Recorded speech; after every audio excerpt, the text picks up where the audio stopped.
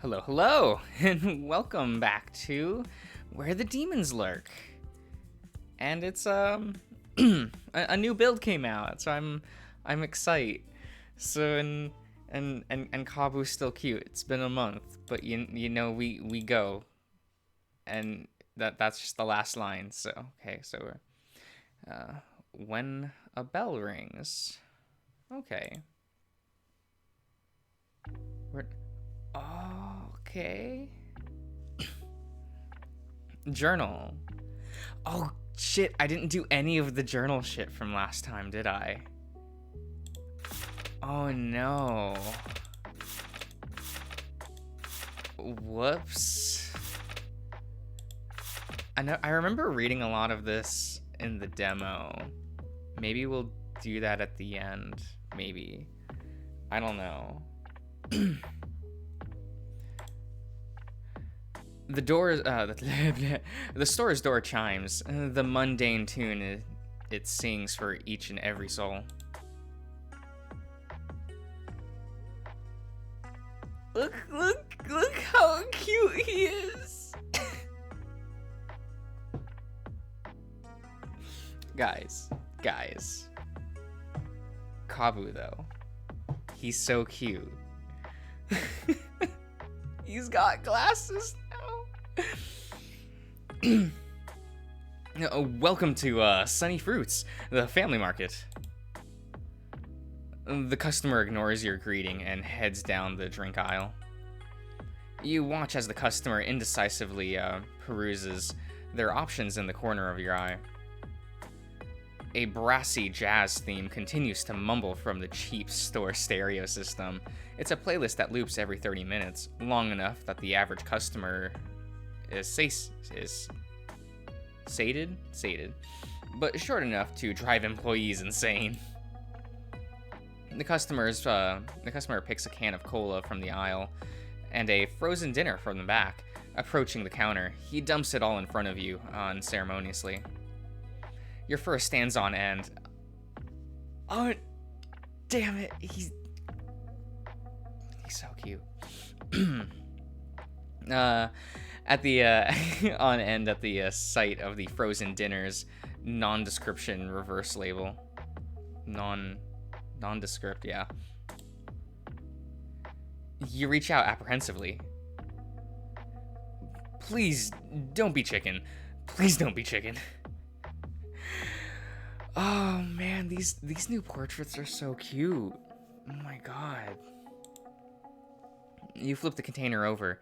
It's a meal labeled Bro Broccoli Supreme. Jesus. You know, it occurs to me that I don't have my phone on me, so like, if there's a word I don't know, I guess I'm out of luck. It's not like there's a computer in front of me that I can like just use. Yeah. The anxiety quickly fades away. Putting on your best welcoming smile, you start scanning the items. Would you like that heated up for you? The customer shakes his head and drops the exact change on the counter. Well, that's nice.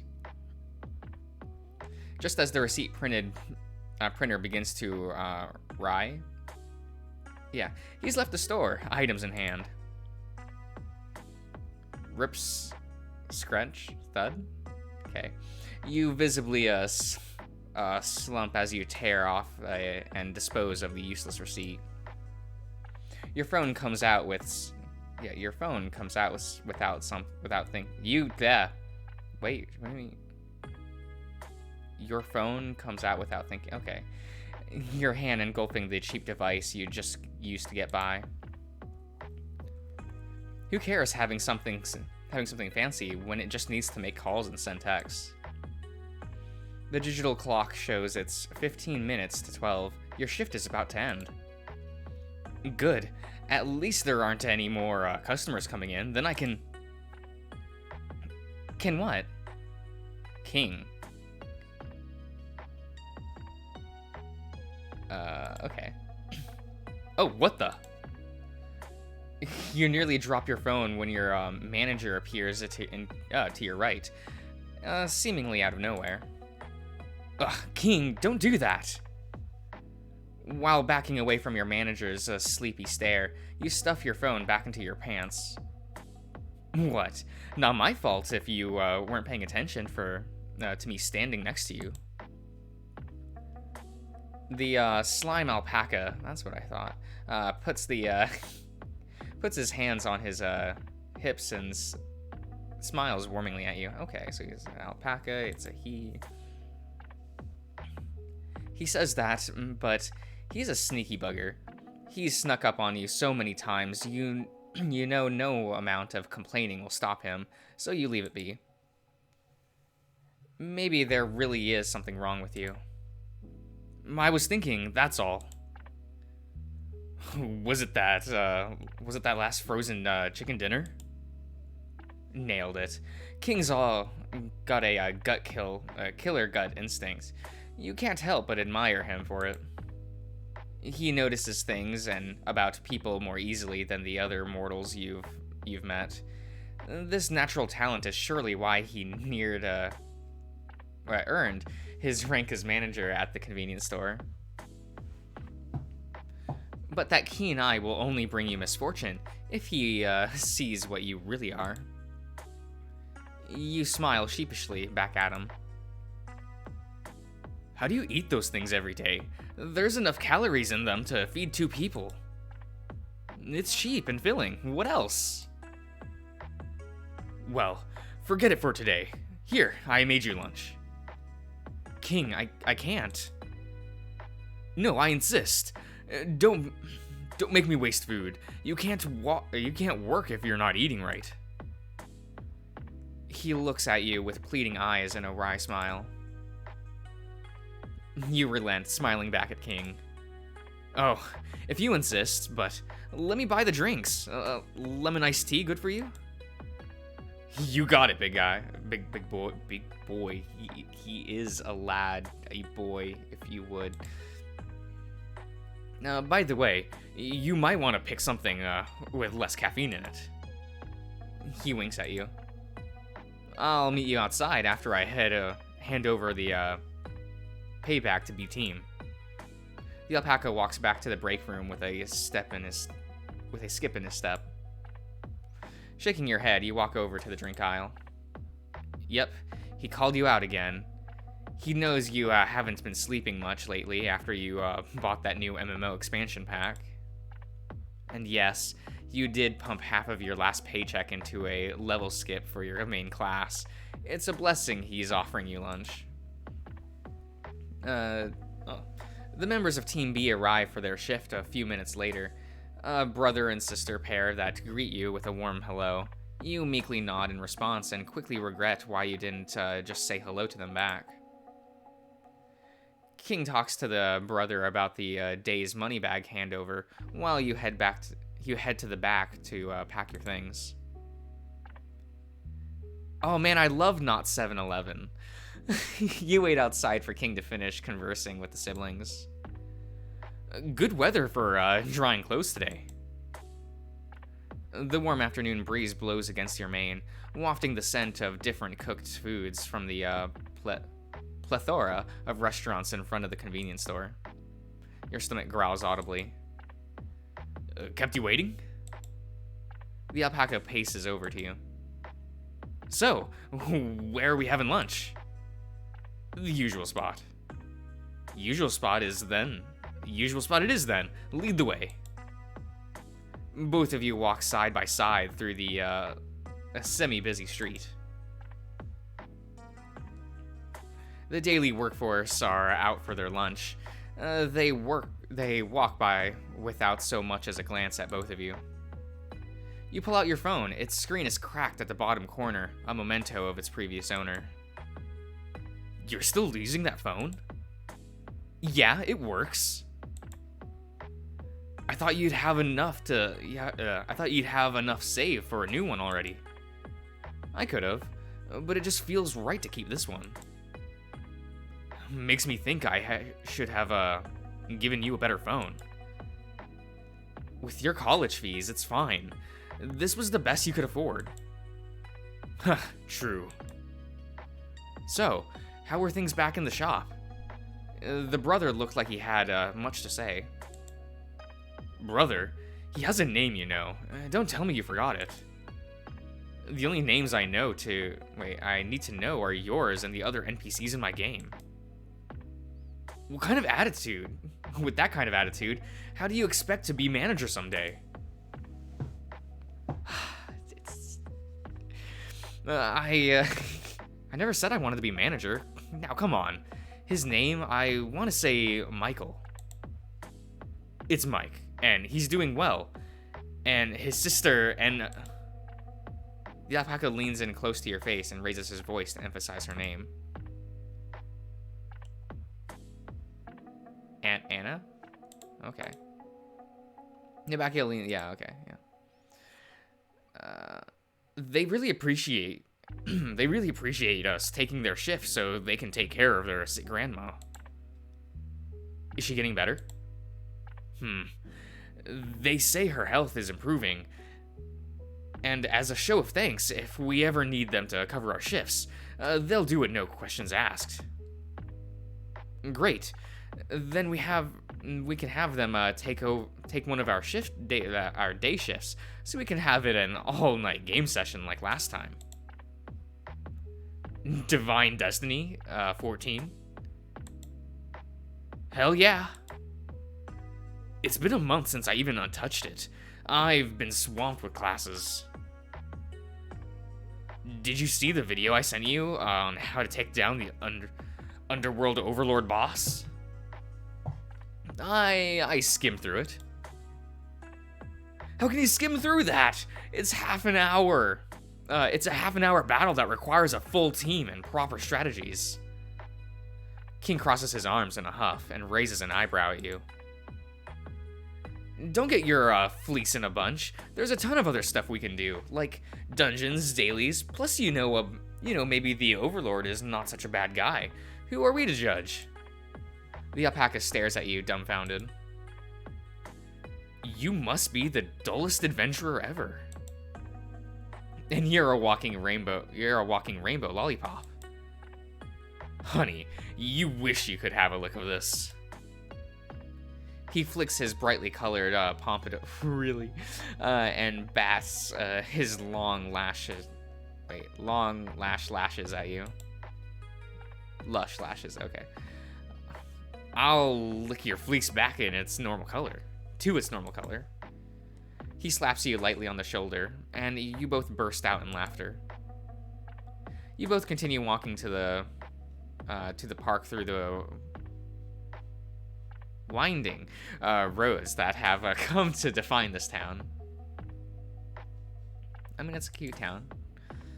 Even though you've been here for over a year, you can get lost when you need to go somewhere you've rarely been. Your experience is a testament to the legends about how the town was built based on a maze-like structure to confuse demons and evil spirits to find their victims. Makes it hard for even a demon like yourself to find a public restroom.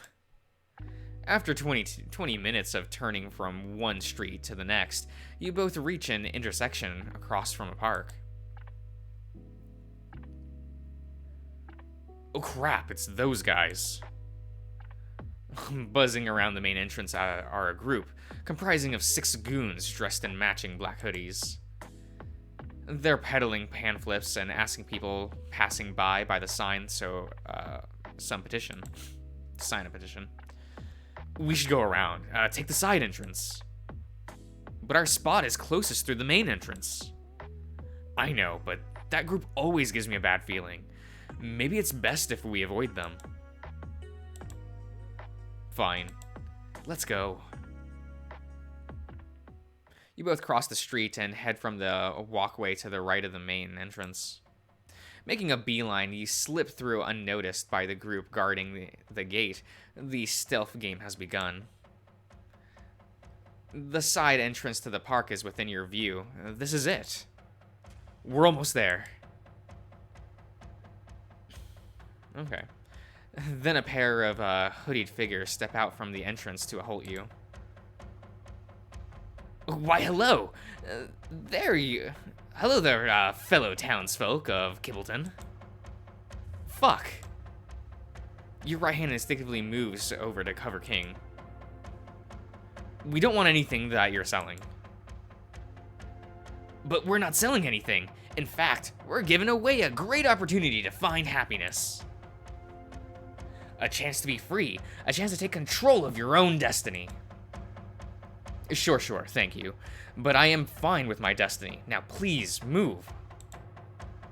Your tone is harsh, but these two aren't taking a hint. They continue staring at you with glazed eyes. Oh, new potential members? Come. You must read our teacher's wise words on how to live a longer, more prosperous life. Oh. Membership is open. Learn the secrets of overcoming death. 3 more of them emerge from the park entrance and surround you both. Kabu! They invade your personal space and basically stampede towards you both. 3 new hood members manage to split you and King apart. He's dragged a few steps away as they corner him against the wall. Listen, you must have friends or family you care about, right? Don't you want to protect them? Don't you know people are dying faster than ever before? You don't know when the cold hands of death will be knocking on your doorstep. But we do. The great teacher knows all. All you have to do is join us. Wait. You raise your hands up, trying to get them to stop. Fulfill your purpose in life. Join the Dawn Seekers, and you'll be set for life. But Our teacher knows the way. He can save you. He can save us all. With every word, you feel yourself getting pushed back into a corner. You don't want to spend an eternity in hell, do you? They step closer. Save your soul. This is your only chance. And closer. New members also get a brand new air fryer. Oh, damn, might be worth. An air fryer that comes in 5 different color options. Embrace destiny and a healthier lifestyle. Their voices seem to crescendo as they go on and on about their group. You're trapped. You struggle to think as every thought is cut off by their continuous chatter. Cults are nothing new. Dozens of them arrive in the underworld on a daily basis. Though meeting them in real life is more annoying than having mosquitoes buzzing around your ear on a hot summer afternoon. Annoyed, you... Oh, okay, so King is still having a good time. Annoyed, you turn to where King is. His face is pale, and even his brightly colored fleece seems deflated. He reaches out to sign some kind of document. Stop! Your sudden outburst stuns everyone nearby, essentially silencing the hooded characters who were harassing you. They back away, letting you walk over to King. They stumble away, letting you walk over to King. You yank him by the arm as he stumbles to get walking. We're leaving, and don't any of you bother us again. You pull King harder than you intended by guiding him into the park. The hooded people mutter amongst themselves, but you don't hear them. Your sole focus is getting to your spot. You reach the bench you're looking for, a single seat facing the park's main man-made river. The branches and the trees huddle together to shade the bench from the sun's rays. Sitting on the park bench, you drape your arm on the backrest and pant exhaustedly. Wow, you're really out of shape. If you're that tired from walking. And King bends over on the bench while trying to catch his breath. We weren't walking. It was like you cough. A sprint. King chuckles heartily and sits next to you. You got the drinks? Yeah, in my bag. Help yourself. He points to the black backpack next to your leg. Oh, you point to your backpack. Okay. He grabs the bag and pulls out 2 bottles of lemon iced tea. Here. You take a bottle from King and down the reinvigorating tea. Yeah, and down the reinvigorating tea in one big gulp. Slumping back against the bench, you let out a loud gasp as you pull the bottle away from your mouth. I can't believe they just dragged us out like that. Someone should do something about them. Like who? The police? Shouldn't they be handling these kind of cases? Well, I'll make a report. You know it won't work. King pulls out his phone and calls someone. Hello? Yes, hi. This is King Domeric? Should his voice be that deep? I don't know. Hello, this is King Domeric. I would like to make a report. Yeah, some group in black hoods at the park tried to harass me into joining them. I think they're a cult. What do you mean this isn't a job for the police? They're harassing people on the streets. No, they're not hurting anyone. So what, you're just going to leave them be? Then what's the point of having you guides? Where am I supposed to go? The gang? Are you kidding me? Stop laughing at me. We need help. Are you going to let these weirdos run the streets? No. I am not being hysterical. King suddenly gasps.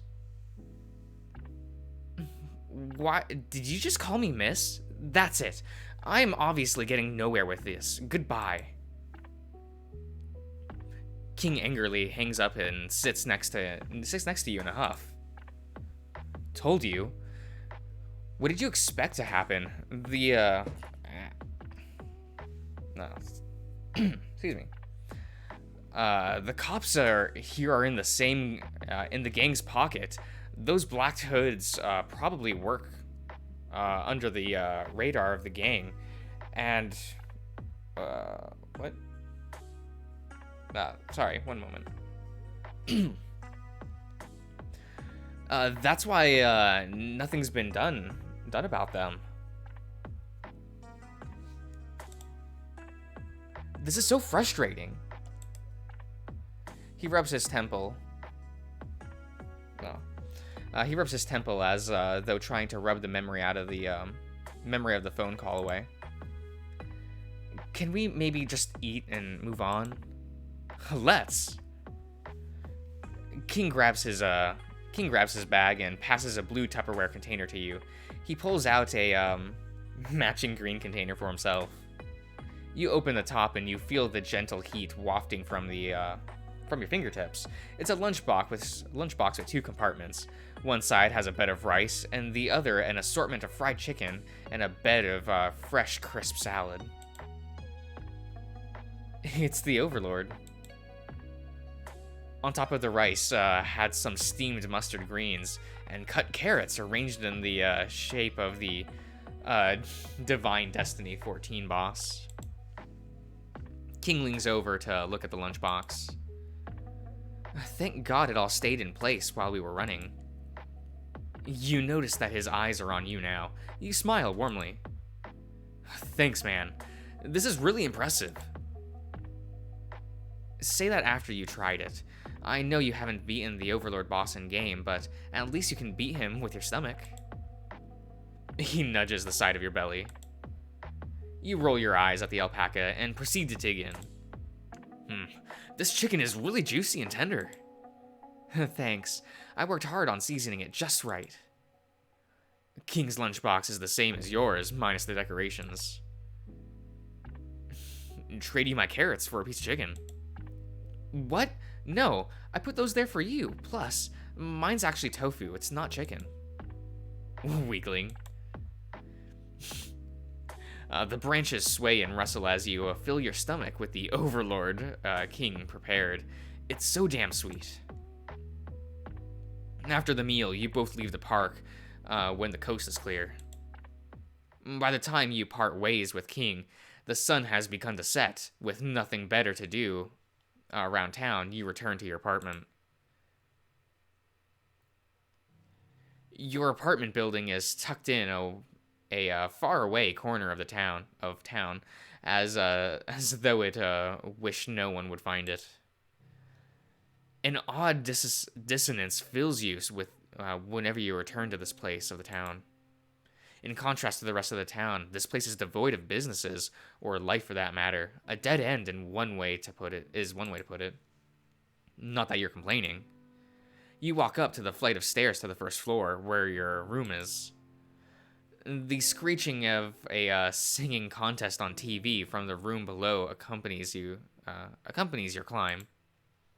A typical apartment owner, an elderly man of few words. He's content as long as you pay your rent on time and don't stir up any trouble. Your key fits into the doorknob and you enter your room. Honey, I'm home. The silence of your mildly furnished apartment welcomes you back.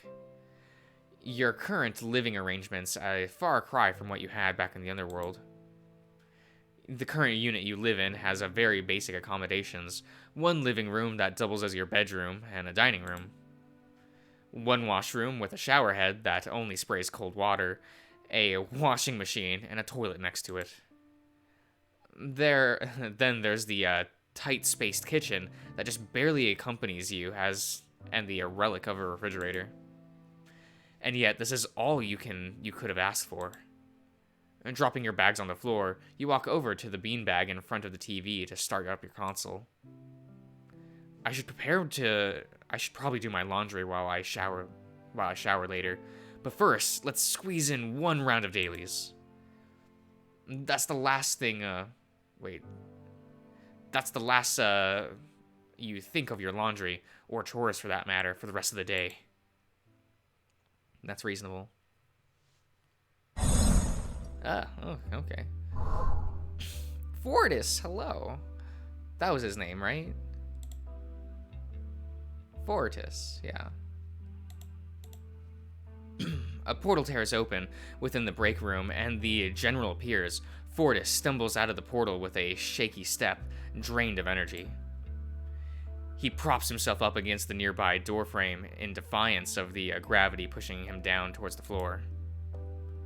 The weight of 3 months of non-stop work has visibly chipped away at the demon's strength. Fortis steadies himself. Get. He slaps himself. It. He slaps himself again. Together! Come on, if you're down, the staff won't work. Got to keep the energy up. Just get your coffee and, dropping things. Get your coffee and get back onto the torture room. After psyching himself up, he briskly enters the pantry.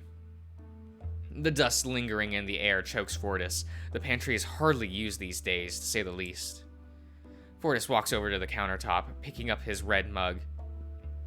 His other fellow general allies' cups have remained untouched ever since, I almost said Vendred again. Damn it.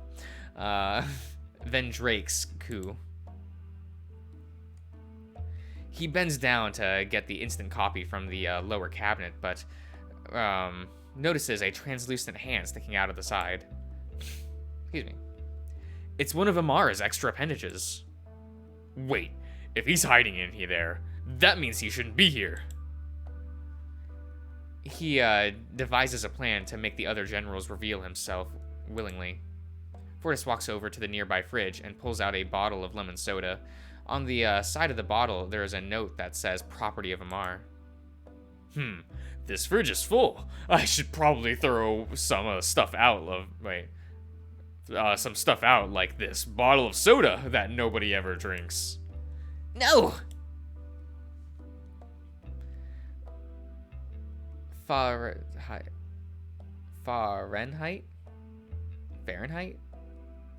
Is that what that word is? He knocks his head against the ceiling of the cabinet while trying to come out of it. Pulling himself up, he walks over to Fortis, one of his extra hands rubbing his head to soothe the pain. Amar snatches the bottle from Fortis and hisses at him. Can't you see whose name is on this bottle? Whoa, calm down there, kitty. I was just joking. The cat demon's faces Fortis, a scowl still plastered on his face. What were you even doing here? Looking for inspiration for a new project Vendrake has got you on? Amar scoffs. As if. I just needed some place where Vendrake's goons can't find me. They keep hovering over me while I work. Then how did you get here? Easy. I painted my face on a sack of bolts and played a tape of me knocking metal. You're kidding. Amar raises an eyebrow at Fortis. Well, you better get back soon. They'll cause trouble again if they find out you're missing. Not until I come up with some new idea to take Vendrake down. Fortis lets out an exhausted sigh. This isn't the first time the scientist has been plotting against their new leader. Somehow, just knowing that Amar is still adamant about fighting back stings Fortis' heart. You seen the coffee? Here. He pulls the bottle of instant coffee from his belt and passes it to Fortis. Don't use it all. It's one of the key catalysts for the weapon I'm building. Fortis keeps quiet and turns to the coffee maker. He pours the instant mix into the machine and turns it on. The grumbling of the device reverberates through the pantry. Amar. He turns to his companion, unable to maintain his facade that everything is fine. Don't you think this will be easier if you just do what Vendrake says? Oh no, don't tell me you're taking his side. That's not what I mean. You didn't forget about what happened last time you tried to launch your rebellion against Vendrake, did you? Don't you dare accuse me of forgetting. I watched every demon that went through his new re-education project. Their lives got sucked out of their eyeballs, and because of those non-stop reruns of the HR training video. By the end, they were practically empty husks of themselves. Then why are you still doing this? Because I'm doing what's right. Kabu is out there, and he's the Demon Lord, not Vendrake. We need to fight back, or he'll turn his whole company to the new hell for demons. You're supposed to be helping me. Fortis clenches his fists. Amar's questioning begins to fade as the sound of the pounding heart is all that reaches his ears. He quivers during his response. I can't. I'm sorry, I can't. The pit of shame in Fortis' heart stops him from going after his friend. He stands alone, a shadow of a proud demon he once was. Well, it was nice to catch up with them. Today you have the evening shift, the prime quiet time when the working masses are already on their way home after a long day at work. There are usually less customers at this time, so you just get to sit behind the counter with your phone out and watch some videos absentmindedly. This time you're hooked on a series of videos about people going around visiting haunted houses. They even show scenes of them supposedly getting haunted by spirits and demons. You can't help but chuckle every time they overreact to something happening in the house, if there's actually anything happening at all. Man, how do you watch those videos and laugh every time? They're hilarious. Look at this one where he thinks he's been possessed and now he's scooting his butt across the floor. No thanks, man. I got to head out for a bit and deal with something at the bank. You mind watching the store while I'm gone? You can count on me. You salute King playfully. He smiles and heads out of the store. Enough time passes by for you to watch a few more. Oh, a customer. You flip your phone face down and stand ready behind the cash register. Welcome to Sunny Fruits, the family market. The customer struts into the shop with a cool confidence that instantly draws you to him. His golden fur appears lighter than air as it sways with every step he takes. You gulp as he approaches the counter. Hello. He gives you a look of amusement one would give to a pet that has been, done something silly. Hi? You feel your left hand instinctively raise to a wave, but you grab it with your other hand to stop yourself. Can I help you? Why, I hope so. I'm looking for someone very important. He looks at the array of candy bars on the countertop with a furrowed brow, as though fascinated by something so foreign. Okay. I'm looking for a demon lord. Your smile shatters, and you feel your veins turn ice cold. This is funny. He notices your reaction and smiles. Hello, Lord Kabu. You look heavier than what you were in your photo. Shit. The alarms in your head are blaring. Vendrake sent someone to finish you off. Your brain tries to formulate a plan, but all you can think about is running. What do I do? The left side of your lips twitch as you force yourself to maintain a poker face. Sir, I think you have the wrong guy. I'm just a clerk here, and we do sell comics and manga. Maybe there's something over there about demon lords. The dog rolls his eyes. I assure you, I never make mistakes. I have to uphold my employer's name after all. Now, enough games. You're coming with me. You start backing away slowly. In your head, you consider your options. You can jump over the counter and make a run for it, but then you remember the extra weight you've put on. Fighting him won't be an option either. Without your powers, fighting a demon would be like pitting a child against a storm. Who's thick? Oh, I start to panic. A male hyena comes into your vision. His frightened eyes mirror yours as he looks at you.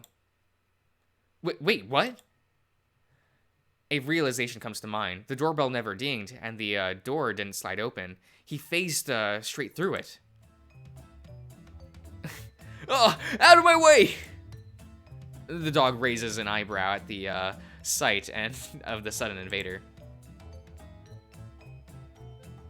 Oh, he's having a good day.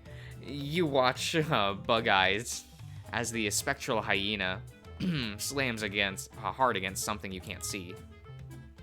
His body falls into the ground without a sound. Purple cracks form in midair where the hyena's head made impact, the cracks rebuilding itself and disappearing as quickly as they appear. A barrier. You turn to the dog, but he is just as stunned as you are. What the hell is going on? If it isn't clearly obvious, there's a ghost in here. Suddenly, the hyena jumps back onto his feet. What the? He backs away a few steps and rushes for the door again. The ghost collapses once more. Wise guy, eh? His determination does not falter as he runs towards the barrier again and again. Your hunter rests his chin on his hand with a confused expression. Why is he doing that? I don't think he knows we can see him. The dog rolls his eyes, annoyed that some unnecessary trouble got in his way of doing his work. I'm putting an end to this. He raises his hand, and a glowing white feather materializes between his fingertips. That's... With a flick of his wrist, the feather zooms towards the ghost. Huh? The ghost's body elongates and warps itself into the shape of a spring, letting the arrow fly right through and bury itself into the barrier like a lightning bolt on a dartboard. The ghost sniffs at the feather and then turns to the dog. He blows a raspberry at the dog. The golden retriever growls and conjures up 3 more feathers. Stay still! Although clearly annoyed, the dog stays rooted in place, conjuring and tossing feathers relentlessly at his target. Oh my god. The hyena ghost laughs as he continuously dodges the attacks. Up, down, left, right, the ghost leaps from one side of the room to the other, all the while the dog's feathers can't even graze him. No, there's just a lot of things happening. But they're not having any problem hitting everything else on display. The ghost running, oh. Okay. just some more things. This is a lot of art assets. Oh man, that's, did that tank in the frame rate in the recording? Probably.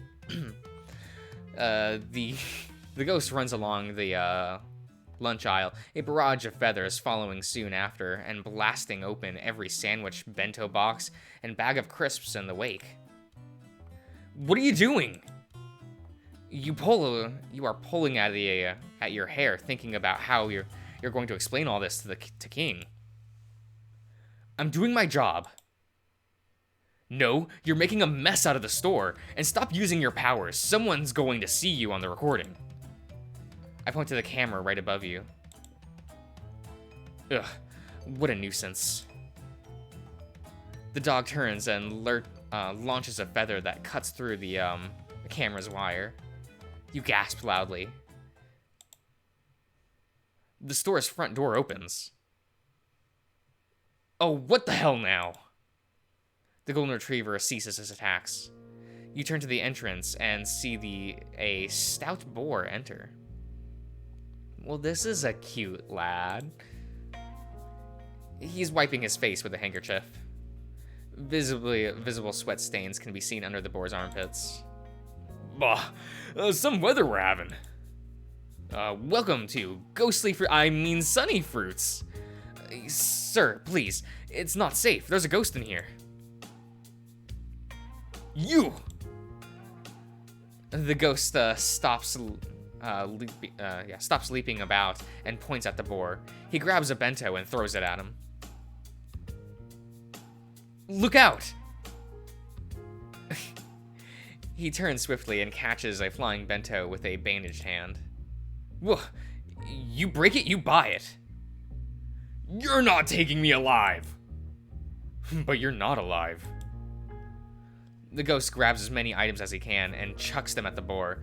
He throws at his throws are inconsistent, picking up some items and phasing through some at random.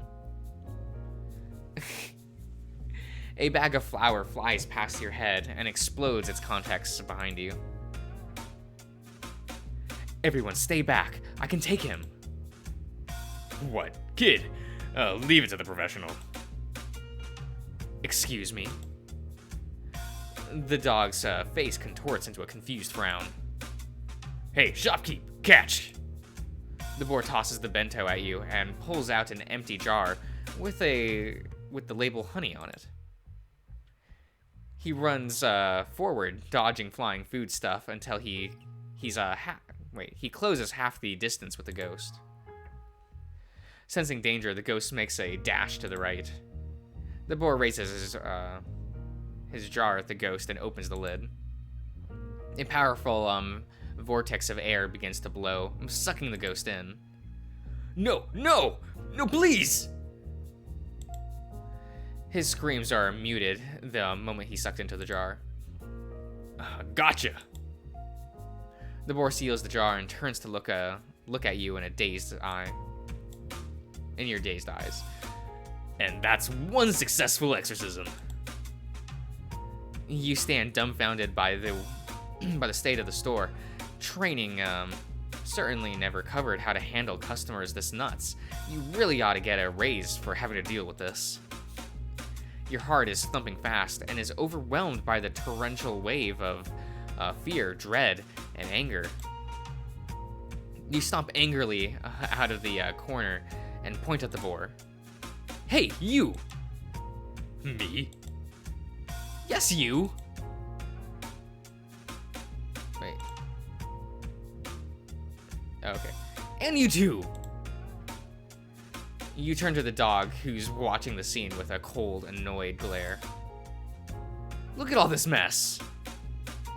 You throw your hands up in all directions of all the mess, and with wildly flail your arms in disbelief at what had happened.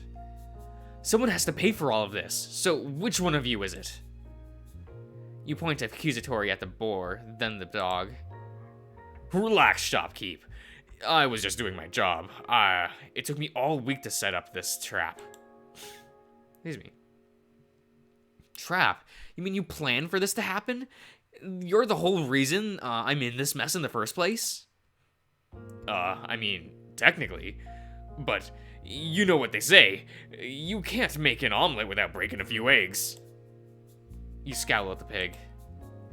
Okay, here. Maybe this will help. This will, make... He reaches for something in his pants pocket and pulls out a fist of glimmering black dust. That's, what's... He tosses the dust onto you and the dog. What in the world? The dog takes a step back and shakes his head vigorously. The moment the dust hits you, your vision blurs, and you feel drowsy for a second before you regain your senses. Okay, folks. Here's how it went down. This shop was possessed by a violent ghost, and that's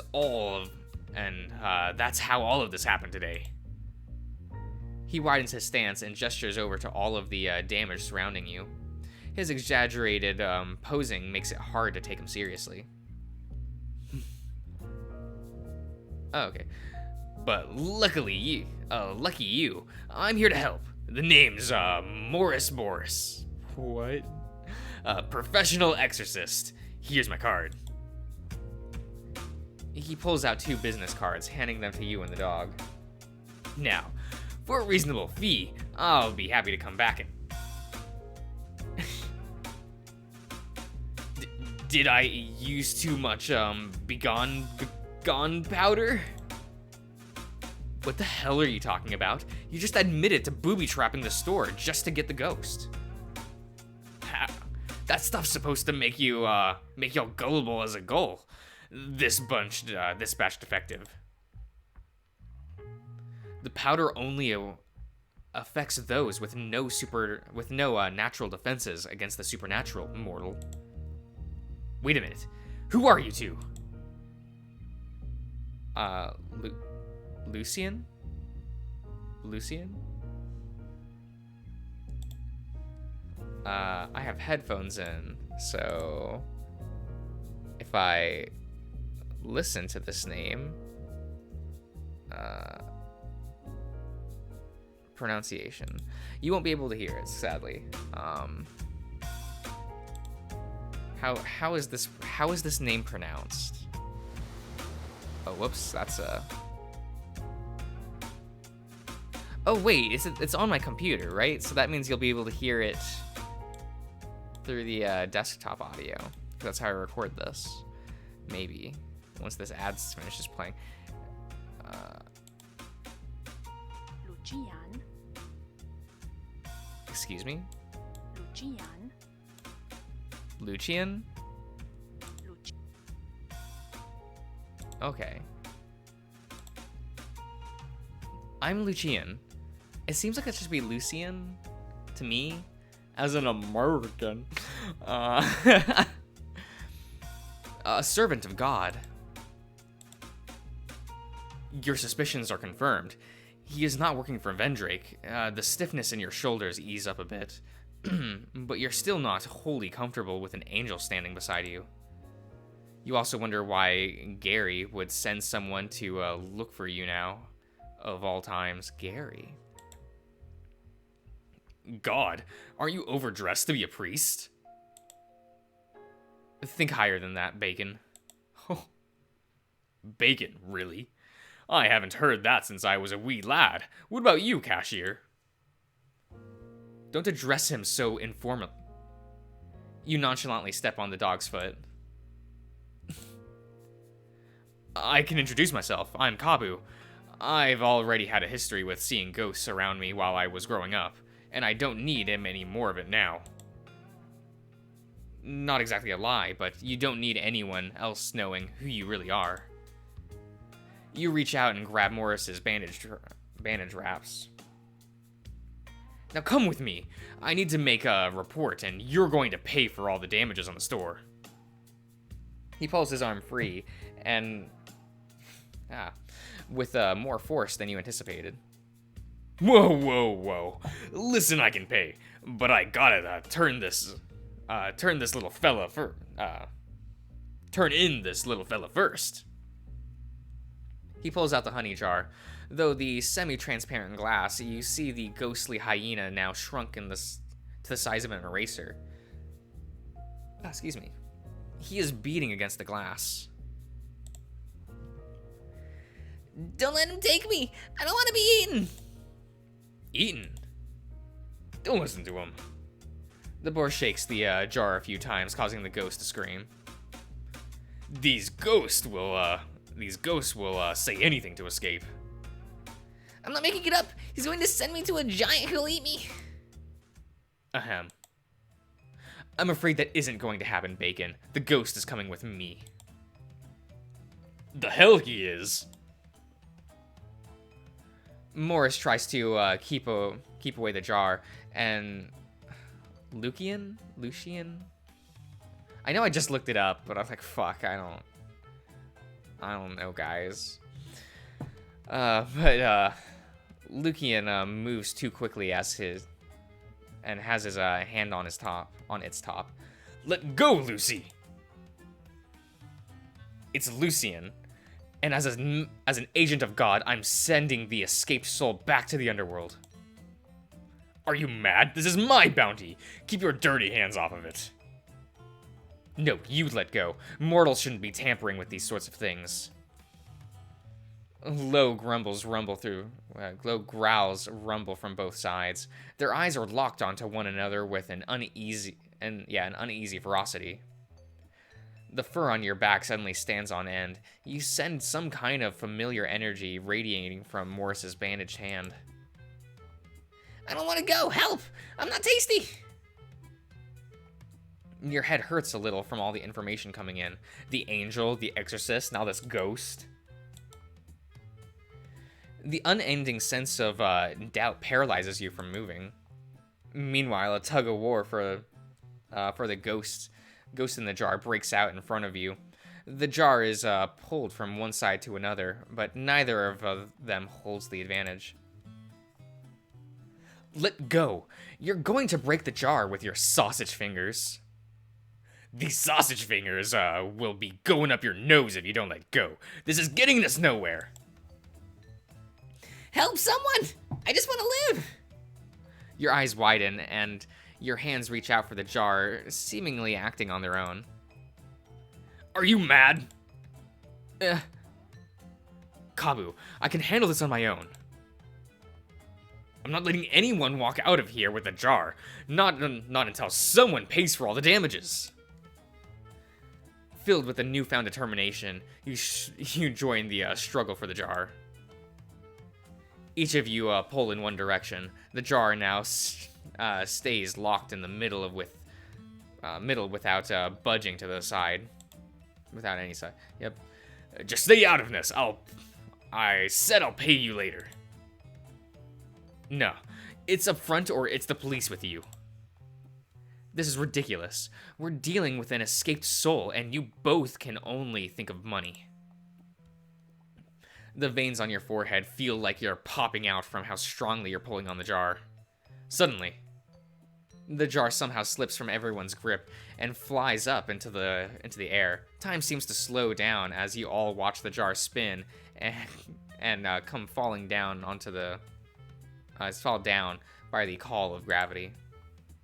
Catch it!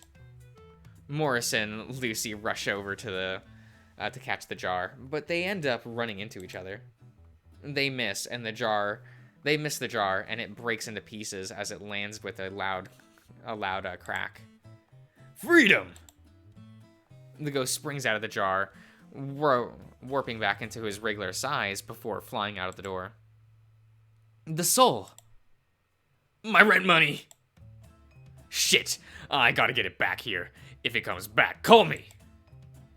Morris tosses another one of his business cards at you before darting off. Hey, wait! Oh no, that ghost is going back to the underworld. Lucian turns to you. Find me at the, Lazadas shipping yard, Karu. I know you need help. That's why I'm here. Just trust me and come find me so we can talk this through. But With that dog, with that, the dog runs out of the store as well. And you're left all alone in the rec store. Looking at the mess you need to clean up, you sigh heavily.